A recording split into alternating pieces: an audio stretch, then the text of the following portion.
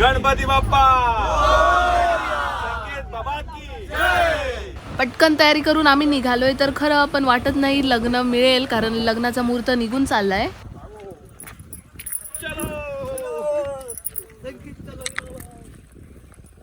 मस्त घाटी चढत चाललोय. साड्या घालून धावतात लग्नासाठी.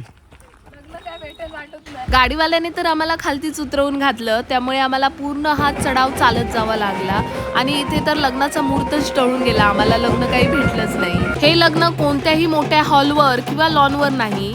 आजकालच्या डेस्टिनेशन वेडिंगच्या जमान्यात हे लग्न होतंय चक्क घरात. पूर्वीच्या काळी जशी अंगणात किंवा घरात मांडव घालून लग्न व्हायची तसंच हे एकदम अस्सल आणि पारंपरिक लग्न आहे. तुम्हालाही दाखवते ही अनोळखी आणि जुन्या आठवणींना उजाळ्यात देणारी धम्माल. आणि हे मित्र एकत्र जमा झालेत आणि यांची तर एक वेगळीच धम्माल सुरू होती. थोडा वेळ आम्ही मस्त वरती आंब्याच्या बागेत बसलो. मस्त गारगार वाटलं. मग जेवणाची वेळ झाली आणि आम्ही जेवायला गेलो. सावकाश होऊ द्या. मॅडम गुलाबजाम घेऊन या. गुलाबजाम खाणार तू इथे पण? येस. सगळं ऑफिसमध्ये नुसतं गुलाबजाम खातो. परत हात येतोय मला. असं करतो. जीवनाच्या प्रतीक्षेत. बघा दोघा देख नाशिककर. आता 4 मित्र एकत्र जमले तर धमाल तर असतलीच ना. तर हय नवरदेव फोटो काढता आणि ह्या सगळ्या पोरांनी त्यांका धड फोटो काय काढूक दिल्यानी नाही. काय म्हणतो रे संकेत? काय म्हणतो? माझी बायको कुठे आहे? आणि मग तू काय बोलला? बोललास बोललास.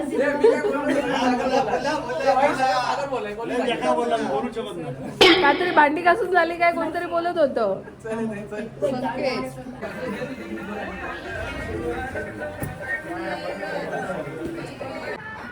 मी ना तिथेच पर्स विसरून आली होती. फोटो काढायला म्हणून गेली आणि पर्स मी ना सोप्यावरच ठेवली. बिचारा माझा नवरा हा बघा परत रिटर्न जाऊन घेऊन आला. चल थँक्यू. ग्रुप ग्रामपंचायत चाफेरी. चला बाबा एकदाचं लग्न झालं. आता आम्ही सागरला म्हणते की आपण परत करूया. फोटो नाही नवरा आला काढायला. आता आमच्या कॅटेगरी झाला माझा मित्र. हा बाईक असली मजा. तर आता आम्ही दुःखामध्ये भागीदार माणूस वाढला.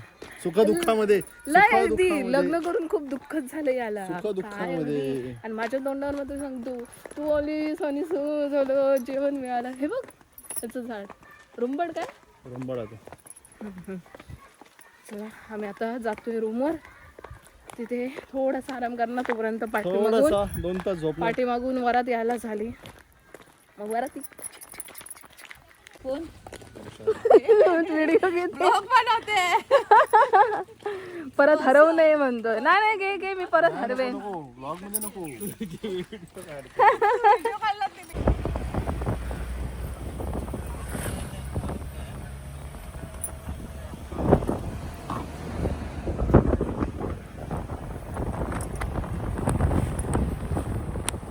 हॅलो. तर आम्ही लग्नावरून आलो. थोडा आराम केला आणि आता आम्ही जातोय केशवसूत यांचं इथे स्मारक आहे. कवी केशवसूत. इथेच आहे. आम्ही जिथे राहतोय तिथून 400 मीटरवर. ऑलरेडी ते 6 वाजता बंद होतं. फक्त आमच्याकडे 15-20 मिनटं बाकी आहेत.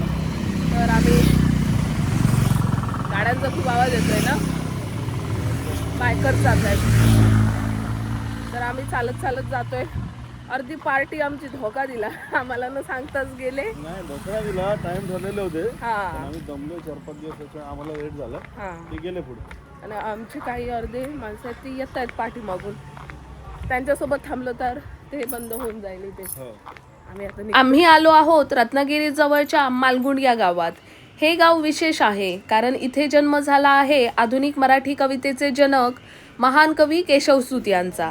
तुतारी, झपुर्झा यांसारख्या अजरामर कविता ज्यांनी महाराष्ट्राला दिल्या त्या केशवसूतांच्या जन्मस्थानाला आज आम्ही भेट देणार आहोत.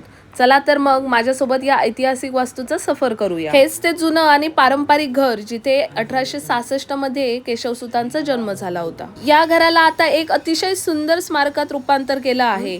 आत आल्यावर लाकडी खांब, कौलारू छत, मातीच्या भिंती अशा जुन्या काळच्या अस्सल कोकणी घराची फील येते. एकदम जुन्या पद्धतीचं घर हायल्याने असं ना आमचं जुनं घर आठवलं आमचं. काय आले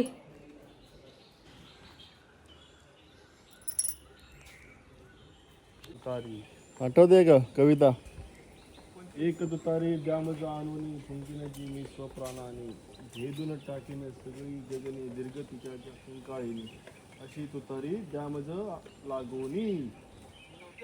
शाळेमध्ये होती ना कविता? इथे भिंतीवर केशवसुतांच्या जीवनातील महत्त्वाचे प्रसंग आणि त्यांच्या काही प्रसिद्ध कविता लावलेल्या आहेत. या स्मारकाचं सर्वात मोठं आकर्षण म्हणजे इथलं केशवसूत स्मारक ग्रंथालय. हे बघा, इथे फक्त केशवसुतांच्याच नाहीत तर अनेक नामवंत मराठी कवी आणि लेखकांच्या पुस्तकांचा आणि कवी संग्रहांचा खूप मोठा खजिना जतन करून ठेवलेला आहे. कविता बघून मला असं हे झालं, कवी सागर मी पण देऊन टाकतो. आकाशात फुले फुले वाऱ्यावरही फुले बहु असं होत सुंदर संपन्नची महा प्रिय अमुचा एक महाराष्ट्र देश. मातृभूमीला सागरा कविता डायरेक्ट काय अक्षरात बोल कधी ती त्यावेळी त्यांनी कविता भूमीला या ना नंतर सावकारांचं तिकीट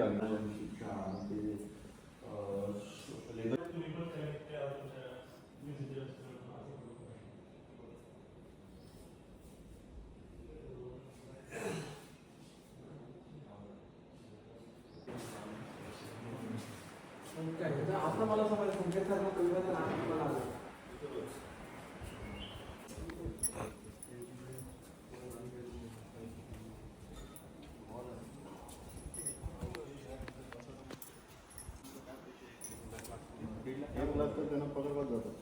चला आम्ही आता कवी केशवसूत यांचं जन्मस्थान, त्यांचं घर वगैरे बघून आम्ही आता जातोय रूमवर. आता थोड्याच वेळात आमची वरात पण येईल. तर इथे आम्ही रूमवर तर आलो, पण वरात यायला टाईम होता, तर म्हटलं चला आपण सगळ्यांनी मिळून क्रिकेट खेळू.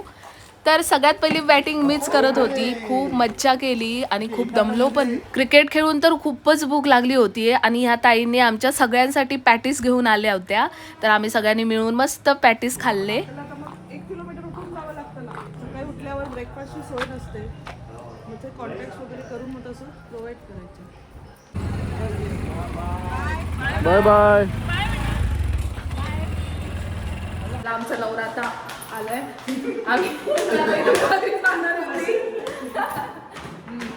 नवरा आलाय तर नवरा आला वेशीपाशी. तर आम्ही क्रिकेट थांबवलं, आता आम्ही वरातीला जाणार आहोत. चला आम्ही आता चाललोय वरातीला. वरात आमची तिकडून येते, आम्ही इथून जातोय. गावातनं फिरून आणतात वरात. हो आले आले आवाज आला. जवळ येतोय आवाज. चला मला आता वरातीत कॅमेरामॅन जल्दी फोकस करो.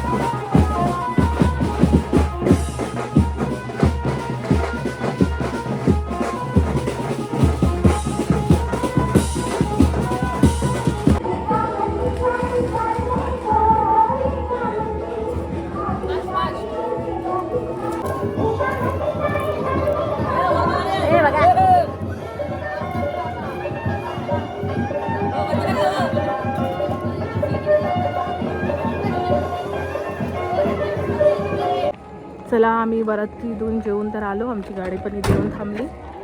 आम्ही आता 15 मिनिटात निघतोय. चला आता आम्ही चेकआउट करतोय.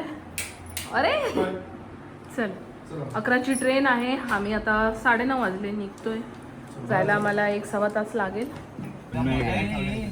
येणार आहे का अजून ते बॅगा पुढे टाक संख्या साईडला सारखं आणि बस. गणपती गीतांजली माते की 1-1.5 तासाच्या प्रवासानंतर आम्ही रत्नागिरी स्टेशनला पोहोचलो. तर ह्या प्रवासादरम्यान आम्ही खूप धम्माल केली. तर माझे ब्लॉग कसे वाटले तुम्ही कमेंट करून नक्की सांगा. आवडल्यास लाईक शेअर सबस्क्राईब नक्की करा. चला बाय बाय. आपण भेटूया नेक्स्ट व्हिडिओमध्ये. थँक्यू.